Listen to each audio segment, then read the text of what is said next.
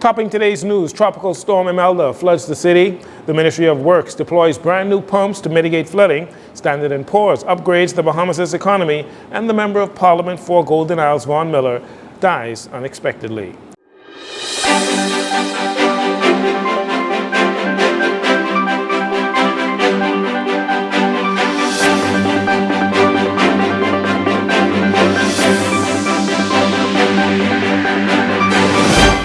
This is your JCN Evening News. I'm Jcn Saunders. Thank you so much for joining us. Tropical Storm Imelda has left massive flooding in some areas of the capital after 2 days of non-stop torrential rain. Earlier today, at the Met Office, officials there gave the all clear for the central parts of the northwestern Bahamas. That includes New Providence, Andros, Berry Island, San Salvador, Rum Cay, Long Island, Exuma and its Keys, and Cat Island gave them the all clear. The all clear means that these islands will no longer be impacted by tropical storm conditions. Veteran meteorologist Scott Burnside, while speaking to our Max Dean on Love 97's Global Breakfast Show, explained what residents on Abaco and Grand Bahama can expect over the next 24 hours. Residents in low-lying areas should continue to take action to mitigate property damage due to flooding. Storm surge will raise water levels 1 to 3 feet above normal tide along the coast of Abaco and the north and east coast of Grand Bahama and all nearby keys today. He said residents on Abaco and Grand Bahama can also expect rainfall between 4 and 8 inches, much of which we experience here in the capital. Meanwhile, Mr. Burnside also explained what we can expect weather-wise here in the capital over the next 24 hours. Still have some windy conditions, still having some showers here at the airport for the most part, and so we will continue to have 1 or 2 showers throughout the day, and we expect some clearing of the system probably in the New Providence area by late afternoon. There'll still be some cloudiness across the central and southeastern islands. We still have a little band in that area breaking off some showers. Most of the activity, Grand Bahama, Abaco, and the northern parts of Eleuthera. Late this afternoon, Prime Minister Philip Davis was set to hold a press conference at his Cable Beach office to discuss circumstances surrounding the tropical storm, as well as give an update on his engagement at the United Nations in New York last week. We'll have details on that press conference in the Love 97's 7 p.m. radio newscast. While some residents and neighborhoods escaped with little to no damage, many others experienced severe flooding, suffering property damage with water getting into their homes as well, flooding vehicles as well. So, after 2 days of nonstop rain from Tropical Storm Imelda, the Ministry of Works and Family Island Affairs has secured 10 to 12 new state-of-the-art water pumps to assist with flooded areas like Pinewood Gardens, Coconut Grove, and parts of eastern and western New Providence, including some coastline communities. Our JCN News team was on the road today and caught up with one of the flood mitigating teams in action. Dexter Williams, senior engineer at the Ministry of Works, told us how the flood mitigation exercises are going in the Chippingham area. We got started this morning at about 7:30. We started to mobilize around about 7:30, but the actual pumping started at about 9. We're trying to alleviate the entire Popal Track Chippingham area from flood waters. We have about 1.5 miles of canal right from here on West Bay Street, right back up to Naval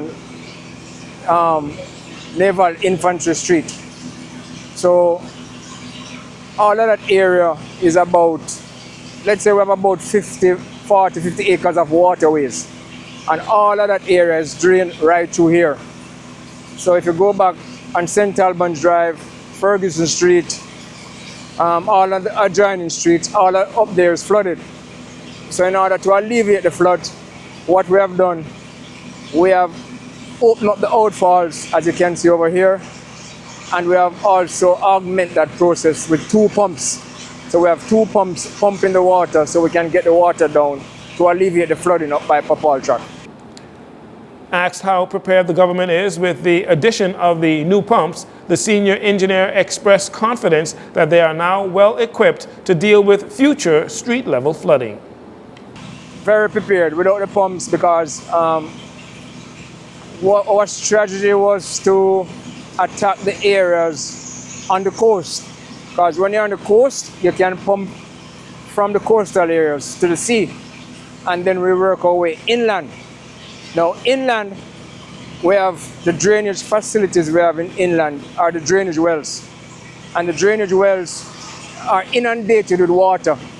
So we give them time, and after time, then we will start to pump, and we can pump water into the wells. We go right through until the water subsides in Papal Track. The Ministry of Works is asking residents to report flooding or tree trimming needs. For that, you can contact their hotline at 302-9700, 302-9700, or on WhatsApp at 557-3227, 557-3227. Last week, Prime Minister Philip Davis raised concerns at the United Nations in New York about the storms that threatened the Bahamas. During his statement to the United Nations General Assembly on Saturday, he again highlighted climate change, noting that storms, rising seas, fires, and floods make no distinction between rich or poor, strong or weak, and can devastate all of us. U.S. President Donald Trump continues to downplay climate change, calling it a hoax. Meanwhile, Prime Minister Davis also highlighted several other issues at the United Nations, including the social and economic situation in Haiti, the embargo on Cuba, and the Bahamas' candidacy for a non-permanent seat on the United Nations Security Council for the 2032-2033 term.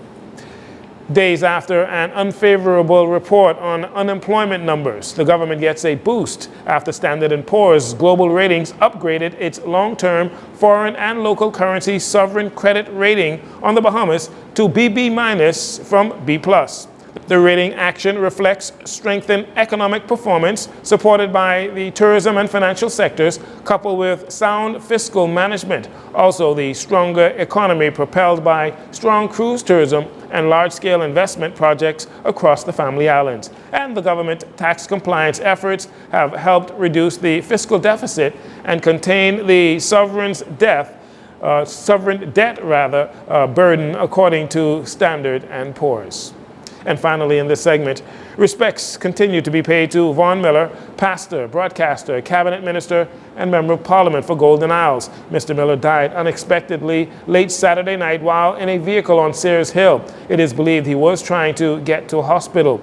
This morning, PLP Chairman Fred Mitchell extended condolences on behalf of the Progressive Liberal Party. It is my sad duty to announce and acknowledge the passing of my colleague and friend, the Reverend Vaughn Miller MP. This comes almost 2 years to the day after the sudden death of Obie Wilshcombe. I was awakened just after 1 a.m. on Sunday morning to get the news from our Secretary General Barbara Cartwright, and it was my sad task to inform the Prime Minister.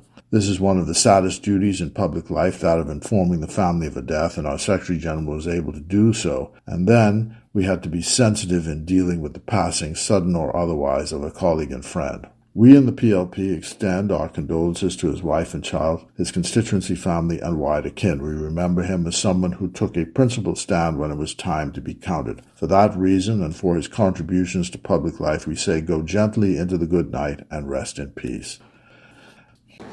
Mr. Miller was 64 years old. An autopsy will be carried out to determine the exact cause of death. Police say no foul play is suspected. Miller started in frontline politics in 2017, entering the House of Assembly as an elected member of the Free National Movement before crossing the floor to join the PLP, where he won a second term in September 2021 and was subsequently appointed Minister of Environment and Natural Resources. Prime Minister Philip Davis also expressed condolences to the Miller family on behalf of the government, the PLP, and his own family. Leader of the official opposition, Michael Pintard, COI leader Lincoln Bain, and BCP leader Ali McIntosh also expressing heartfelt condolences to the Miller family, as do we here at JCN. We'll take a break here. We'll be right back following these commercials.